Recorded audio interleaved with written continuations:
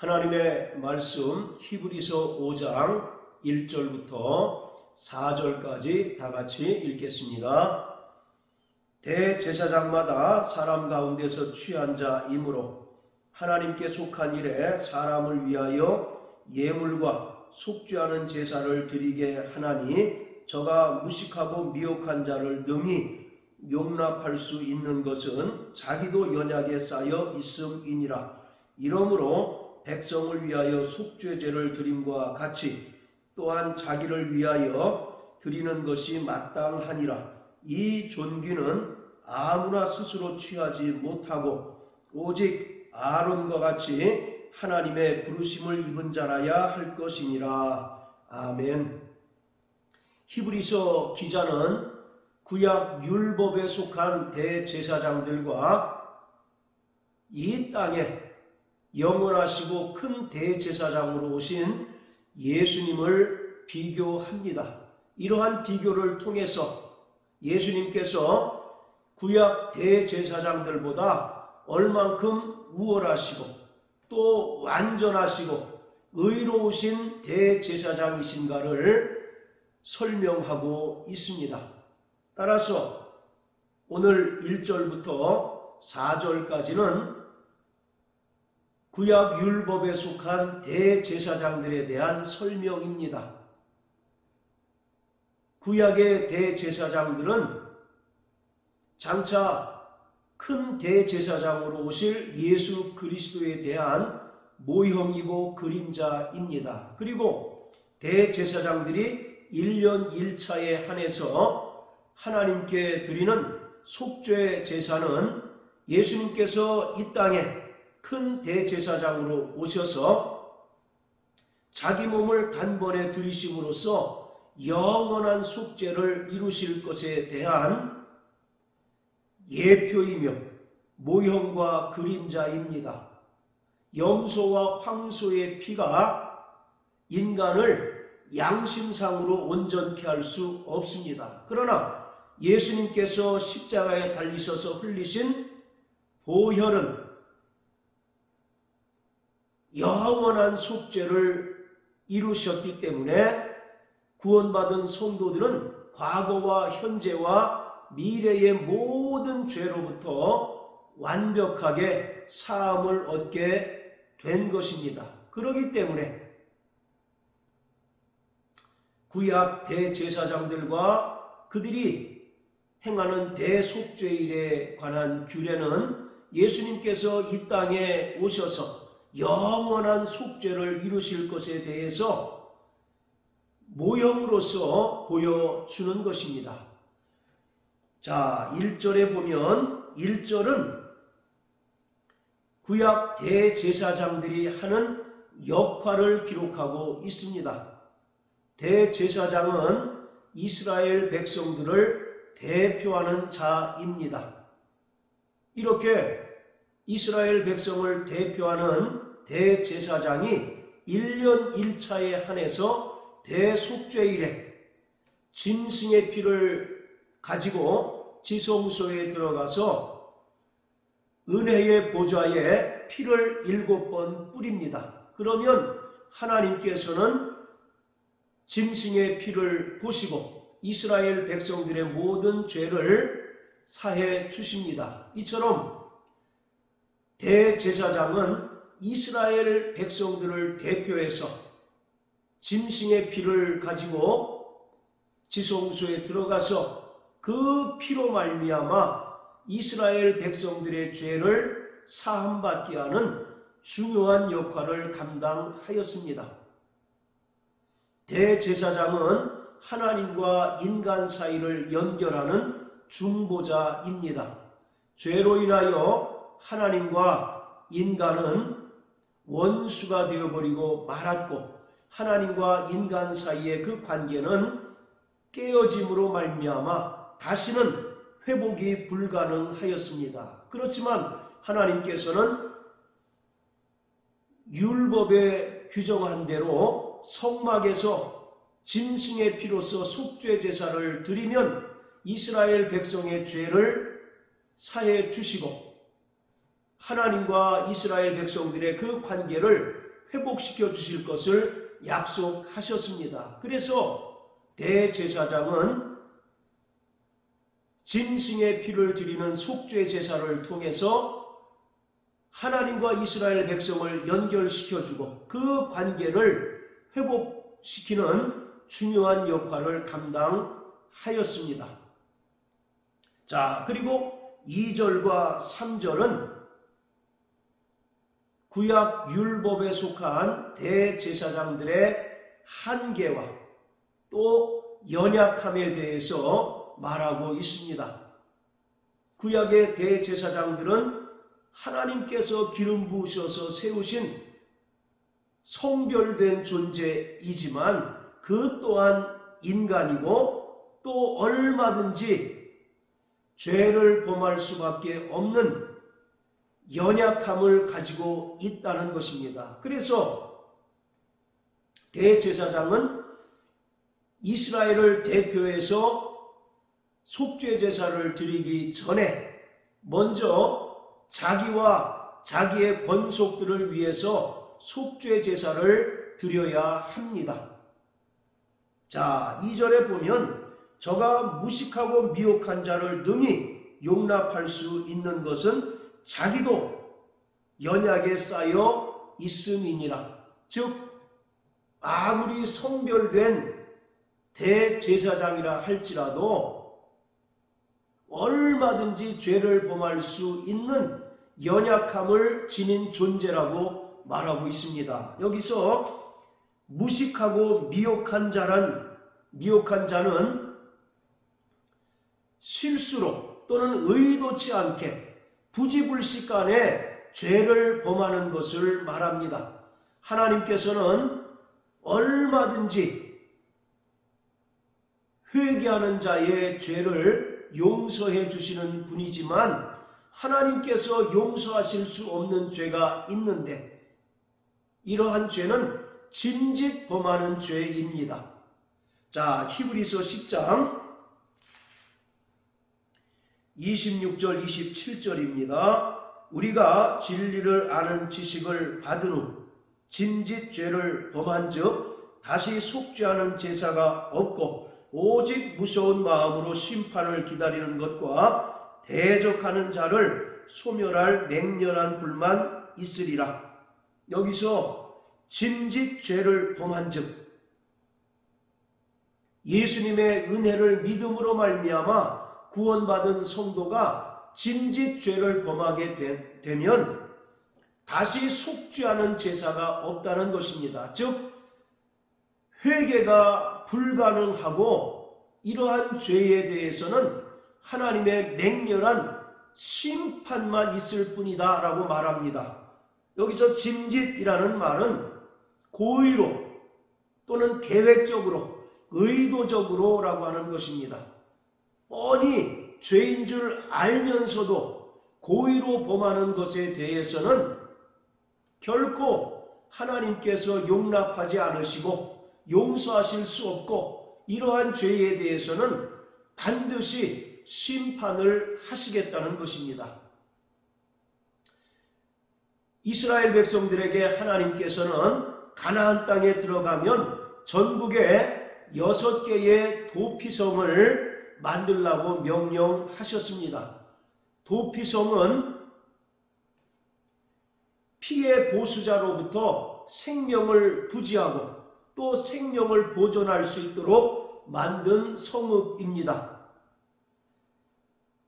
예수님께서도 산상수훈을 통해서 말씀하셨듯 율법에는 동해보복법이라는 것이 있습니다.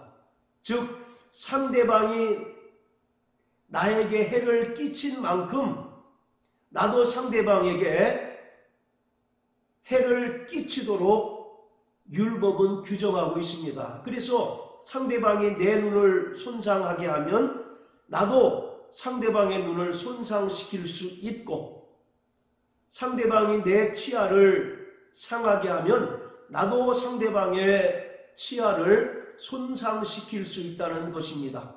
그런데 사람을 죽인 경우에 한해서 반드시 죽임을 당한 사람의 가족이나 또는 가족이 없을 경우 가장 가까운 친족이 살인자를 반드시 죽여야만 합니다. 그런데 살인한 자가 고의적으로나 또는 의도적으로 죽이지 않고 실수로 죽인 경우에 한해서 가장 가까운 도피성으로 피하게 되면 사람을 죽인 자가 생명을 부지하고 또 생명을 보존할 수 있습니다. 이것이 바로 도피성 제도입니다. 그런데 이 도피성 제도에 아무나 피할 수 있는 것이 아니라 반드시 그릇 살인한 경우에만 도피성으로 피해서 생명을 보존할 수 있습니다.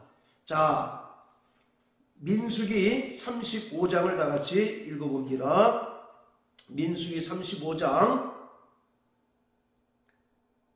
자, 9절부터 12절까지입니다. 여호와께서 또 모세에게 일러 가라사대 이스라엘 자손에게 말하여 그들에게 이르라. 너희가 요단을 건너 가나안 땅에 들어가거든 너희를 위하여 성읍을 도피성으로 정하여 그릇 살인한 자로 그리로 피하게 하라. 이는 너희가 보수할 자에게서 도피하는 성을 삼아 살인자가 회중 앞에 서서 판결을 받기까지 죽지 않게 하기 위함이니라. 자, 이처럼 도피성으로 피해서 생명을 보존할 수 있는 자는 그릇 살인한 자입니다. 여기서 그릇이라는 말은 실수 또는 의도치 않게 부지불식간에라고 하는 뜻을 가지고 있습니다. 반면에 자 16절부터 17절까지 읽겠습니다. 만일 철 연장으로 사람을 쳐 죽이면 이는 고살한 자니 그 고살자를 반드시 죽일 것이요 만일 사람을 죽일 만한 돌을 손에 들고 사람을 쳐 죽이면 이는 고살한 자니 그 고살자를 반드시 죽일 것이요. 여기서 고살이라는 말이 나오는데 고살이라는 말은 고의적으로 살인하는 경우를 말합니다. 자, 이처럼 아무리 도피성에 피했다 할지라도 어떤 사람이 고살한 경우에는 반드시 그 사람은 도피성에서 내쳐서 피해 보수자로부터 죽임을 당하게 됩니다. 이처럼 하나님께서는 인간의 연약함을 아시기 때문에 실수로 또는 의도치 않게 범한 죄에 대해서는 관대하셔서 회개하면 얼마든지 용서하실 수 있는 분이시지만 진리의 지식을 받은 후 진짓죄를 범하게 되면 다시 속죄하는 제사가 없습니다. 즉 회개가 불가능하고 회개한다 할지라도 하나님께서는 이러한 죄에 대해서는 결코 용납하지 않으신다는 것입니다. 그리고 이러한 죄에 대해서는 진노의 심판을 행하시겠다라고 말씀하고 있습니다. 이처럼 구약의 대제사장은 아무리 그 또한 성별한 자이지만 연약한 인간이기 때문에 죄를 범할 수 있습니다. 그렇기 때문에 실수로 또는 의도치 않게 죄를 범한 자를 얼마든지 용납할 수 있습니다. 그뿐만 아니라 3절에 기록한 것처럼 대제사장은 대속죄일에 이스라엘 백성들을 대표하여 하나님께 속죄 제사를 드리기 전에 먼저 자기와 자기에게 속한 가족들을 위하여 속죄 제사를 드려야 합니다. 자, 레위기 16장을 다 같이 보시겠습니다. 레위기 16장은 대속죄일의 절차에 대해서 기록하고 있습니다. 자, 6절 보시면 아론은 자기를 위한 속죄제의 수송아지를 드리되 자기와 권속을 위하여 속죄하고, 대제사장은 이스라엘을 대표하는 자라고 말씀을 드렸습니다. 따라서 대제사장은 염소의 피를 가져다가 지성소에 뿌림으로 말미암아 이스라엘 백성들의 죄가 용서받고 속죄함을 받도록 하는 중보자이지만 그 또한 연약한 존재고 또 얼마든지 죄를 범할 수 있는 존재이기 때문에 이스라엘을 위하여 속죄 제사를 드리기 전에 먼저 자기와 또 권속을 위하여 속죄 제사를 드림으로써 먼저 죄사함을 받아야 합니다. 이것이 구약의 대제사장들이 가진 한계이며 또 연약함이라고 말합니다. 자, 그리고 히브리서 7장 26절 27절입니다. 이러한 대제사장은 우리에게 합당하니 거룩하고 악이 없고 더러움이 없고 죄인에게서 떠나 계시고 하늘보다 높이 되신지라. 자라, 저 대제사장들이 먼저 자기 죄를 위하고 다음에 백성의 죄를 위하여 날마다 제사를 드리는 것과 같이 할 필요가 없으니 이는 저가 단번에 자기를 드려 이루셨음이니라. 예수님께서 비록 이 땅에 사람으로 오신 분이시지만 그는 거룩하시고 악이 없고 더러움이 없고 죄인에게서 떠나 계시고 하늘보다 높이 되신 자이지만 구약의 율법에 속한 대제사장들은 인간이고 또 얼마든지 죄를 범할 수밖에 없는 연약함을 지니고 있기 때문에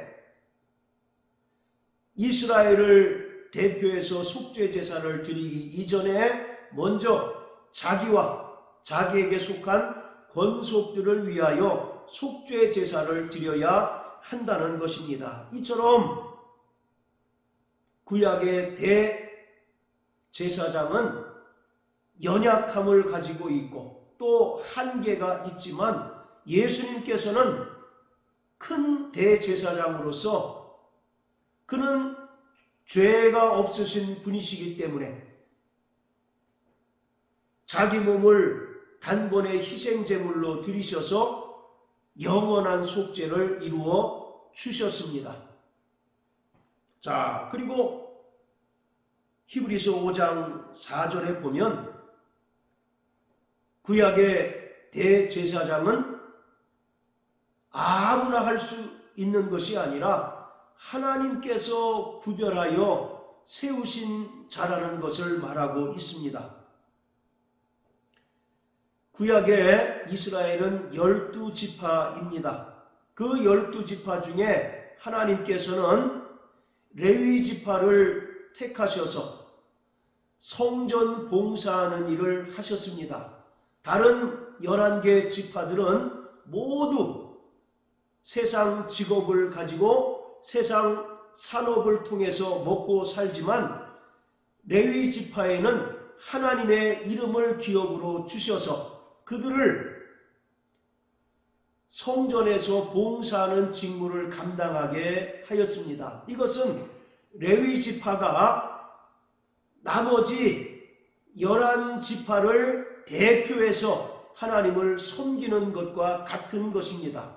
그리고 레위 지파 중에서도 아론의 직계 자손들만 하나님께서는 제사장으로 세우시고 또 그 가운데서 대제사장을 세우셔서 종신직으로 하나님께 섬기는 직분을 맡기셨습니다. 이처럼 대제사장들은 아무나 할 수 있는 것이 아니라 하나님께서 기름 부으셔서 세우신 자들만 이스라엘을 대표하여 하나님께 속죄 제사를 드리고 또 하나님과 이스라엘 사이에 중보의 역할을 하게 하셨습니다. 그런데 민수기 16장에 보면 이스라엘 백성들이 출애굽하여 광야에서 살아가는 과정 가운데 모세와 아론을 대적한 사건이 있습니다. 모세, 왜 너만 우리 위에 군림하느냐? 그리고 아론, 당신만 왜 대제사장이 되어서 이스라엘을 대표하느냐? 우리도 얼마든지 모세와 같이 이스라엘 위에 군림할 수 있고, 또 아론과 같이 이스라엘을 대표하여 하나님께 속죄 제사를 드릴 수 있다라고 고란과 그 일당들이 모세와 아론을 대적하는 사건이 있었습니다. 모세와 아론을 대적한다는 것은 그들을 기름 부으셔서 세우신 하나님을 대적하는 일이었던 것입니다. 그러기에 하나님께서는 모세와 아론을 대적한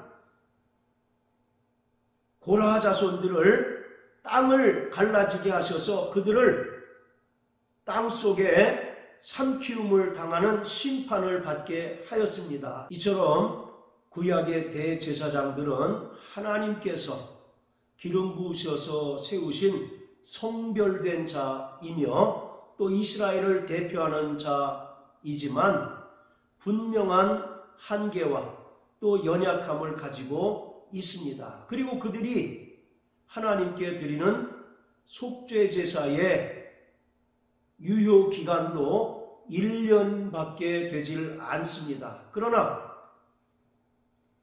영원한 큰 대제사장으로 오신 예수님께서는 영원한 속죄를 이루셨습니다.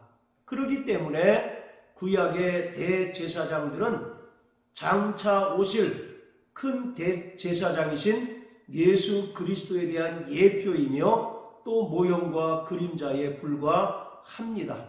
그렇기 때문에 우리는 날마다 예수 그리스도의 은혜와 때를 따라 돕는 은혜를 얻기 위하여 예수님께서 흘리신 보혈을 의지하여 은혜의 보좌 앞에 담대히 나아가는 자가 되어야 합니다. 우리를 위하여 영원한 대제사장이 계시니 날마다 그의 은혜로 말미암아 세상을 이기며 하나님의 거룩하심과 같이 거룩한 삶을 살아내는 저와 여러분들 되시길 주님의 이름으로 축원합니다. 할렐루야.